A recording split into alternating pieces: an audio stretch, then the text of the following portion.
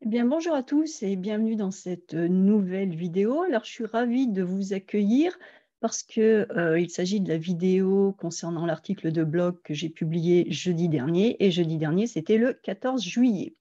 Donc, en regardant le blog, je me suis aperçue que je ne vous avais pas encore parlé du 14 juillet. Du coup, c'est fait, voilà qui est fait, hein. Donc, je vous ai fait une petite vidéo pour vous expliquer pourquoi le 14 juillet est un jour férié en France, qu'est-ce qu'on fête. Sur la photo de l'article, vous avez un joli feu d'artifice parce que, effectivement, le 14 juillet, c'est la fête nationale française, c'est une fête populaire au cours de laquelle il y a dans la matinée des défilés militaires, le soir, il y a des feux d'artifice et des bals populaires. Donc pour le 14 juillet, les Français s'amusent, ils vont danser. Mais qu'est-ce qu'on fête? Alors, eh ben, qu'est-ce qu'on fête? C'est pas très compliqué. Donc là, je vous ai mis, voilà, des gens qui dansent. Hop, qu'est-ce que je vous ai mis? Oui, hop, hop, hop, hop, hop, hop, hop, oui, je vous explique aussi pourquoi, finalement, j'ai, décidé de dévier par rapport à la série de posts que j'ai commencé la semaine, d'avant sur la littérature. Je reprends mes posts sur la littérature la semaine prochaine, aucun souci. Donc ce que je vous dis, c'est que le 14 juillet, c'est une fête assez sympathique parce qu'elle a lieu l'été. Donc les Français sont de bonne humeur, ils sont relax, détendus, en vacances ou bientôt en vacances. Donc tout va bien. C'est une fête qui est très différente du 11 novembre, par exemple. Et là, je vous ai mis un lien sur l'article que j'avais fait pour le 11 novembre. Alors, quand je l'ai regardé, je me suis dit: «Waouh!» J'avais été très inspirée. Le 11 novembre, c'est également un jour férié en France, mais déjà ce mois de novembre, il fait froid, il pleut. Ensuite, on commémore, l'armistice de la Première Guerre mondiale, la fin de la Première Guerre mondiale, donc c'est quelque chose de très lourd. Mais vous trouverez dans cet article sur le 11 novembre plein d'informations sur le vocabulaire, le contexte, l'histoire, les tranchées. J'étais allée chercher des photos, les poilus, les batailles célèbres, le souvenir, l'ossuaire de Douaumont, enfin des tas de choses très, très intéressantes sur un plan culturel. Et en plus, je vous avais mis une compréhension orale à partir d'un petit document, télévisé. Et vous avez tous les liens, le de la compréhension orale et la correction de la compréhension. Voilà, donc je vous encourage à aller voir cet article sur le 11 novembre. Il est en lien. Alors le 14 juillet, donc le 14 juillet, les Français fêtent quoi? Alors ce que je vous écris, c'est que si vous demandez à un Français ou une Française pourquoi le 14 juillet est un jour férié, il va vous répondre qu'on ne travaille pas ce jour-là pour marquer ou pour célébrer ou fêter la prise de la Bastille. Parce qu'en effet, lors de la Révolution française, 1789, le peuple s'est emparé, il a pris la Bastille le 14 juillet 1789. Alors la Bastille, c'était un fort, un château fort, une forteresse, hein. Un fort, c'est vraiment une grosse, grosse bâtisse en pierre avec des murs épais, quelque chose pour se défendre et qui faisait office de, faire office de, ça veut dire être utilisé comme, hein, qui faisait office de prison. Et la Bastille, à l'époque, c'était vraiment le symbole de l'autorité royale parce qu'on pouvait se retrouver enfermé à la Bastille sur simple ordre du roi. Si le roi de France décidait que vous étiez gênant, eh bien, pas la peine d'un procès et on vous envoyait à la Bastille et sans savoir pour combien de temps. Peut-être pour 1 an, pour 10 ans ou pour toujours. Il y en a pas mal qui ont été tout simplement oubliés à la Bastille. Et donc, c'est pour cela que la Bastille, c'était le symbole de l'absolutisme royal, le pouvoir absolu du roi, le pouvoir sans contestation, sans négociation, sans contre-pouvoir, hein. C'était un pouvoir absolu. Et c'est pour cela également qu'au début de la Révolution, en 1789, le peuple a libéré la Bastille. C'est une des premières choses que le peuple a fait, hein, c'est arrivé assez tôt dans la Révolution, parce qu'il s'agissait d'un symbole très très fort envers, à l'encontre, le pouvoir du roi. Donc il s'agissait de faire comprendre au roi que maintenant les choses devenaient un peu plus compliquées pour lui.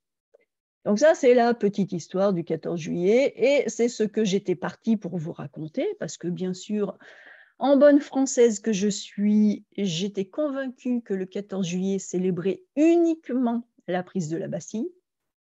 Et puis bon, quand même, je me suis dit: «Je vais faire un travail sérieux pour vous». Donc je suis allée vérifier et j'ai bien fait parce que ce n'est pas tout à fait cela. Il y a effectivement cette prise de la Bastille, mais c'est un tout petit peu plus complexe. Alors, pour ceux qui adorent les dates, l'histoire, je vous laisse regarder le texte source, hein. Et ce texte source, je vous l'ai, donné ici. Je suis allée donc sur le site du gouvernement.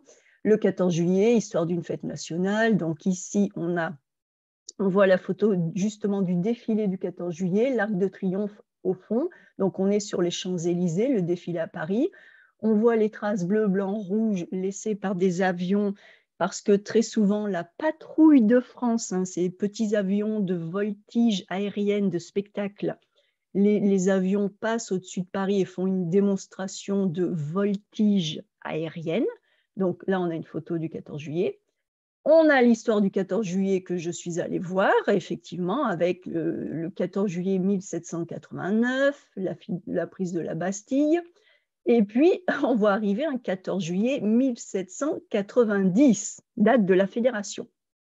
Bon, alors, je suis allée à l'école, j'aime bien l'histoire, j'ai étudié l'histoire, mais honnêtement, quand j'ai vu date de la Fédération, je me suis dit, je me souviens plus. Qu'est-ce que c'est que la fédération? Donc heureusement, j'ai lu et grâce à ça, je peux me souvenir. Et ensuite, donc vous avez plein d'informations là, des informations un peu plus complexes et précises si cela vous intéresse. Donc voilà, pour le texte source. Alors, le 14 juillet, moi ce que j'ai fait, c'est que j'ai lu ça et je vous ai résumé cela de façon un peu plus simple. Le 14 juillet, donc, effectivement, c'est la prise de la Bastille, mais c'est aussi la fête de la Fédération. Alors, la Fédération, qu'est-ce que c'est? Voilà, donc je vous dis, si vous vous posez cette question ou si vous posez cette question, les Français ne vont pas forcément pouvoir vous répondre. Et vous allez passer pour une star parce que vous pourrez leur expliquer. Vous allez leur apprendre des choses. Alors, pour comprendre ce point, la Fédération, il faut se replacer, se remettre dans le contexte historique. Faire une révolution, cela implique, cela demande une très forte déstabilisation du pouvoir qui est contesté, donc le pouvoir du roi. On va prendre la Bastille, on va enlever le roi du pouvoir, on ne veut plus du roi, Louis XVI. Mais cela génère, cela engendre, cela provoque, cela va créer aussi une période d'instabilité. On perd la stabilité. Avant, on avait un système qui n'était pas forcément bon, mais qui était stable. Et là, dans un moment de crise, de violence, on enlève le pouvoir, on va contester ce pouvoir, et donc on va créer une période qui n'est pas stable. Et ça, c'est le temps de remplacer l'ancien pouvoir par un nouveau pouvoir. En bref, on enlève ce que l'on n'aime plus, mais il faut du temps pour mettre en place ce que l'on veut. Et là, ça devient un peu plus compliqué. Donc, de ce fait, depuis 1789, le pouvoir central, donc le pouvoir qui avant était marqué par l'autorité du roi, eh bien, ce pouvoir central s'est trouvé énormément affaibli, plus faible, moins fort, puisque le peuple s'était révolté. Mais comme on ne pouvait pas laisser le pays sans aucune sorte d'autorité, sans aucune organisation, eh bien, des fédérations de gardes nationaux se sont créées dans chaque région. C'est-à-dire que comme on avait enlevé l'autorité du roi, et du coup, on avait déstabilisé toute l'organisation, y compris l'organisation policière, entre guillemets, les gens se sont dit, bah, on ne peut pas rester sans rien. C'est pas, ça ne vient pas complètement l'anarchie. Il faut quand même des gens qui surveillent un petit peu, qui mettent un peu des règles. Et donc, spontanément, se sont créées des fédérations, c'est-à-dire plus ou moins par région, hein, de gardes nationaux, donc des regroupements de gens qui, eux, étaient chargés de faire un petit peu respecter la loi. Alors, quelle loi? Ça, c'est une autre question. Donc, ces fédérations, c'était des sortes de milices civiles. Donc, les milices civiles, ce sont effectivement des organisations de civils qui prennent des armes et qui vont faire des choses un peu paramilitaires pour faire respecter l'ordre. donc des organisations de citoyens qui s'armaient et s'organisaient entre eux. Donc, ils avaient des fusils, des pistolets et des couteaux. Donc, en voyant cette organisation qui se mettait spontanément, naturellement, toute seule en place, la Commune de Paris, c'était quand même ce qui essayait de centraliser un petit peu un semblant de gouvernement. Pendant toute cette période très trouble, très instable, il y avait quand même à Paris des gens qui essayaient de mettre en place une alternative, un gouvernement. Donc, la Commune de Paris a décidé de rassembler ces fédérations parce qu'ils se sont dit, si on laisse les gens faire ce qu'ils veulent aux quatre coins de la France, ça va redevenir le bazar. Donc, on va un peu canaliser tout ça, on va les rassembler, on va se rencontrer, on va discuter, on va aussi les reconnaître et on va essayer un petit peu d'organiser. Donc, pour résumer, les fédérations régionales ont vu le jour d'une façon assez spontanée et autonome dans les régions françaises, à la suite, c'était la conséquence, de l'affaiblissement, de la diminution du pouvoir central, c'est-à-dire du pouvoir du roi. Et quand le nouveau pouvoir a compris cela à Paris, eh bien, ce nouveau pouvoir, donc la Commune de Paris, a décidé d'organiser une grande fédération nationale qui regrouperait toutes ces petites fédérations régionales, parce que ces petites fédérations régionales, ça risquait de devenir des électrons libres qui partaient dans tous les sens. Donc, il fallait un petit peu canaliser.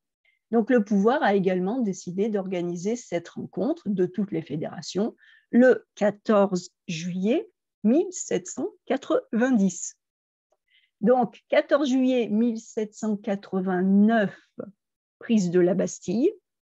14 juillet 1790, rassemblement de toutes les fédérations régionales à Paris. Et donc, ce jour-là, ce sont 14 000 soldats fédérés, donc les soldats de ces fédérations, qui sont arrivés à Paris et qui ont défilé devant 400 000 spectateurs. Donc, vous voyez, là, on a déjà le début d'un défilé. Ensuite, les gens ont mangé. Apparemment, c'était un banquet, donc c'est un grand repas avec beaucoup d'invités, gigantesque. On nous en parle là. Oh, attendez. Donc, le banquet, j'essaie de retrouver la page, si ça veut bien.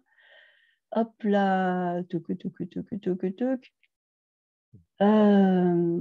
voilà, un banquet de 22 000 couverts. Alors, je ne sais pas si vous imaginez faire à manger pour 22 000 personnes. Ça veut dire qu'il y avait 22 000 personnes invitées. Je ne sais même pas jusqu'où allaient les tables. Ça devait faire le tour 3 fois le tour de Paris. Donc, un banquet, un grand banquet, un grand repas. 22 000 personnes qui mangent, 400 000 spectateurs, 14 000 soldats qui défilent, les gens mangent et ensuite les gens ont dansé et ça s'est transformé en fête populaire. Et là, on a vraiment là ce qui va devenir le 14 juillet avec le défilé, on mange ensemble bien sûr, et le bal populaire, la fête, le feu d'artifice. Donc, nous avons 2 dates du 14 juillet à 1 an d'intervalle. Et la suite de cette fête sera assez chaotique, assez chaotique, assez compliqué. Donc là, je vous laisse revenir au texte source. Mais toujours est-il que lorsque les Français font la fête le 14 juillet, ils ne dansent pas uniquement pour célébrer la prise de la Bastille, mais aussi pour célébrer cette fête des fédérations.